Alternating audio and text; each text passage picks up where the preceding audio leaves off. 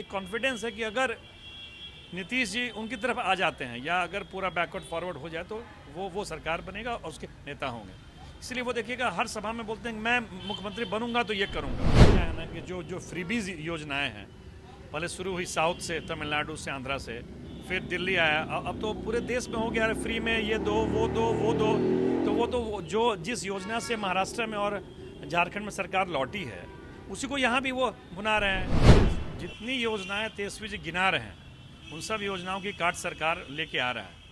हो सकता है कि अगले 1-1.5 महीने में सभी जीविका दीदियों को 25 रुपये महीना या 18 वर्ष से 40 वर्ष की सभी महिलाओं को 25 रुपये महिलाओं को 25 रुपये देने का कैबिनेट से स्वीकृति मिल जाएगी।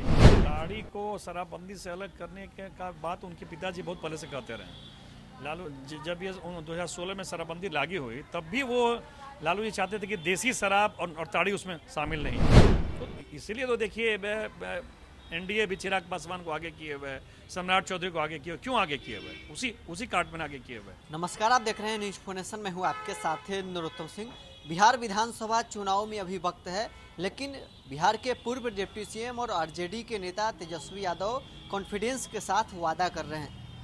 माई बहन मान योजना की बात करें या अन्य जो वादा है युवाओं को रोजगार को लेकर, चाहे आज तारी सम्मेलन में उन्होंने कहा है कि शराबबंदी कानून से हम तारी को अलग रखेंगे। आखिर क्या कारण है कि तेजस्वी यादव इतने कॉन्फिडेंस में वादा कर रहे हैं और दावा भी कर रहे हैं कि हम जो वादा कर रहे हैं उसे पूरा करेंगे। तेजस्वी की उम्र कच्ची है लेकिन जुबान कच्ची नहीं है। हमारे साथ वरिष्ठ पत्रकार इंद्रभूषण कुमार हैं। सर, विधानसभा चुनाव में अभी वक्त है, लेकिन तेजस्वी यादव लगातार वादा कर रहे हैं, कॉन्फिडेंस उनमें कहाँ से रहा है? क्या लगता है कि तेजस्वी सरकार बना लेंगे? देखिए, पिछले 10 सालों में 2012 में पहली बार तेजस्वी जी राजनीति में उतरे, जब बिहार से एकदम राजद समाप्ति की ओर था, मात्र 22 MLA थे, तो लालू जी ने उनको उतारा। वो क्रिकेट में फेल हो चुके थे, तो समय हो गया, 12-13 साल हो गए। 13 साल में वो बिहार को समझ गए हैं, पूरे बिहार में घूम रहे हैं। और जो लालू जी के समर्थक हैं, जो MY समीकरण है, वो तेजस्वी यादव को नेता मान चुका है। तो तुमको पता है कि मैं 34% आबादी का तो नेता हूँ ही। उनके साथ अभी कांग्रेस है, वामदल है, अभी माले से जो उनका तारतम्य ठीक ठाक है। तो एक जो पिछली बार जो उनकी जीत हुई है और फिर वो लगातार घूम रहे हैं, तो उनको एक कॉन्फिडेंस है कि अगर नीतीश जी उनकी तरफ आ जाते हैं या अगर पूरा बैकवर्ड फॉरवर्ड हो जाए तो वो सरकार बनेगा और उसके नेता होंगे। इसलिए वो देखिएगा हर सभा में बोलते हैं कि मैं मुख्यमंत्री बनूंगा तो ये करूंगा। वो मान चुके हैं कि वो मुख्यमंत्री बनने के करीब हैं। लेकिन सवाल ये है कि जो उनकी योजनाएं हैं, क्या वो इतना समझ रहे हैं कि हमारी जो योजनाएं हैं वो जनता के बीच में हम पहुंचा रहे हैं, तो जनता उसे अपना लेगी और वोट हमें ही दे देगी? देखिए, क्या है ना कि जो फ्रीबीज योजनाएं हैं, पहले शुरू हुई साउथ से, तमिलनाडु से, आंध्रा से, फिर दिल्ली आया, अब तो पूरे देश में हो गया फ्री में ये दो वो दो वो दो। तो वो जो जिस योजना से महाराष्ट्र में और झारखंड में सरकार लौटी है उसी को यहाँ भी वो बुना रहे हैं कि 2500 रुपया देंगे हम, फिर जो पेंशन योजनाओं की बढ़ाएंगे, 200 यूनिट बिजली फ्री देंगे। तो जो योजनाएं पहले से चल रही है कई प्रदेशों में, उसी को वो आगे कर रहे हैं। उनको लग रहा है कि वो उन योजनाओं से गरीब उनकी ओर उन्मुख होगा पैसा देंगे तो।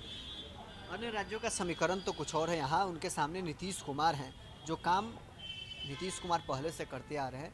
2500 रुपया माई बहन मान योजना के तहत देने की बात कर रहे हैं। महिलाओं के लिए नीतीश कुमार कई योजना की यहाँ पर चला रहे हैं। साथ ही वो दावा करते हैं कि जितने भी सरकारी नौकरियां हैं उसमें पहले महिला भर्ती नहीं होती थी, जितनी संख्या में आज नीतीश कुमार कर रहे हैं। नीतीश कुमार की तरफ से दावा किया। आप 1-1.5 महीने और वेट कीजिए, जितनी योजनाएं तेजस्वी जी गिना रहे हैं उन सब योजनाओं की काट सरकार लेके आ रहा है। हो सकता है कि अगले 1-1.5 महीने में सभी जीविका दीदियों को 25 रुपये महीना या 18 वर्ष से 40 वर्ष की सभी महिलाओं को 25 रुपये महिलाओं को 25 रुपये देने का कैबिनेट से स्वीकृति मिल जाएगी। पेंशन योजनाएं भी 400 से 1200 किया जा रहा है।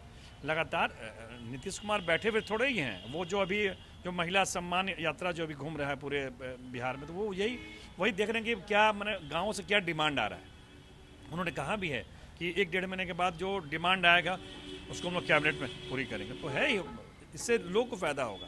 विपक्ष में और पक्ष में जनता के प्रति जो योजना है लोगों को फ़ायदा होगा।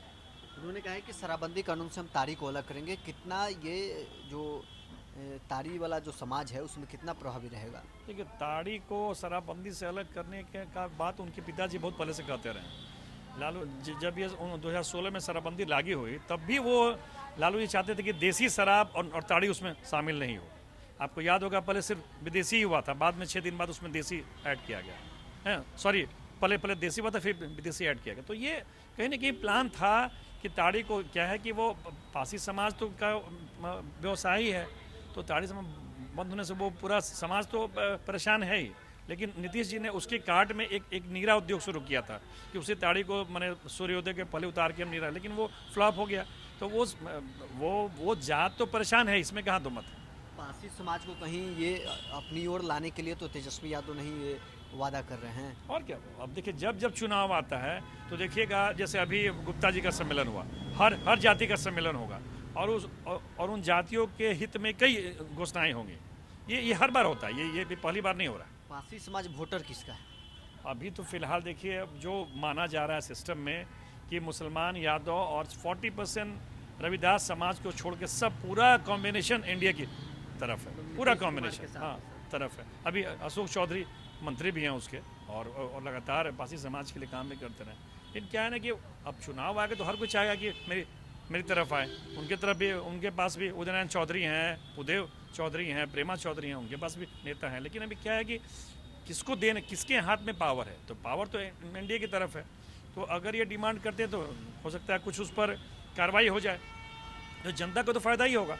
एक बड़ा मुद्दा है रोजगार पर तेजस्वी यादव कहीं ना नीतीश कुमार पर हावी हैं। 17 महीने के कार्यकाल में जितनी सरकारी नौकरियां उन्होंने दिया, शिक्षक बहाली के तहत ही दिया, लेकिन नीतीश कुमार के जो पिछला 2012-13 के बाद से जो नौकरियां देने का ट्रैक रोड देखें तो उसमें तो तेजस्वी यादव हावी है नीतीश कुमार पर। देखिए, तेजस्वी यादव इसमें निश्चित तौर पर वो श्रेय ले सकते हैं कि वो उन्होंने दबाव बनाया शिक्षक बहाली के लिए। लेकिन शिक्षक बहाली आखिर करता कैबिनेट है, और कैबिनेट के मुखिया नीतीश कुमार है। तो टेक्निकली देखिएगा तो बिना नीतीश कुमार की सहमति के एक भी रोजगार कोई दे नहीं सकता है। 2005 के नवंबर से लेकर आज तक मांझी जी भी सीएम थे तो सारा फाइल मुख्यमंत्री के नीतीश कुमार के पास ही घूमता था। तो ठीक है, दबाव इन्होंने जरूर बनाया और वो माहौल बनाया कि शिक्षक की बहाली हो, लेकिन वो तो ऐसा नहीं है कि केवल यही कर पाए। अगर नीतीश कुमार उनकी बातों से सहमत नहीं होते तब कहाँ से हो पाता।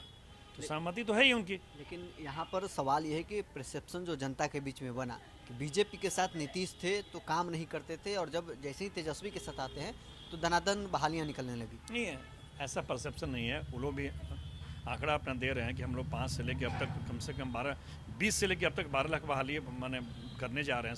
सब गिना भी रहे हैं और लगातार विज्ञापन भी आ रहा है, ऐसा नहीं है। लेकिन हाँ, ये शिक्षक बहाली में ये मैसेज देने में तेजस्वी यादव सफल रहे कि मेरे ही दबाव पर ये बहाली हो, इसमें कोई दो मत नहीं। जो वादा तेजस्वी यादव अभी तक किए हैं, इन योजनाओं का प्रभाव चुनाव में क्या रहेगा?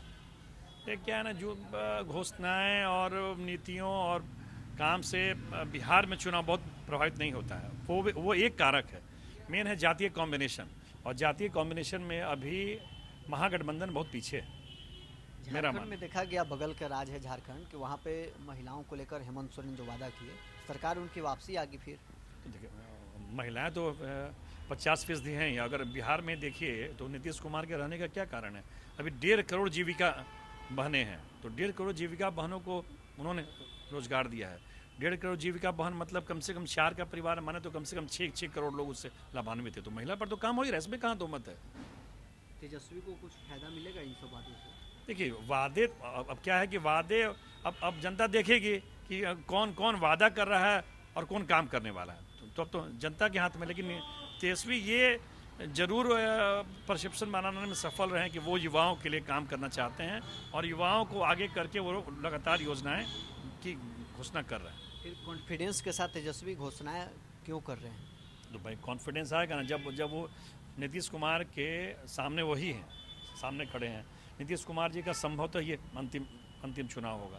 तो जो युवा में उनके सामने अभी कोई है ही नहीं। बीजेपी ने सम्राट चौधरी को आगे करने की कोशिश की है, चिराग पासवान आगे होना चाह रहे हैं, और तेजस्वी एस्टैब्लिश हैं, तो आगे तो है ही ना, इसमें कहाँ दो मत। नीतीश कुमार के साथ ये डैमेज तो नहीं?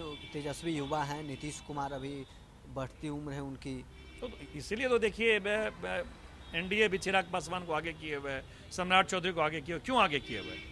उसी कार्ड में आगे किए हुए है, उसी कार्ड में बैकवर्ड से ही जो बिहार की जो राजनीति है, अब पहले होता था बैकवर्ड फॉरवर्ड, अब फॉरवर्ड तो पूरा चुनावी परिदृश्य से बाहर है, अब बैकवर्ड और अति पिछड़ा में चलता है।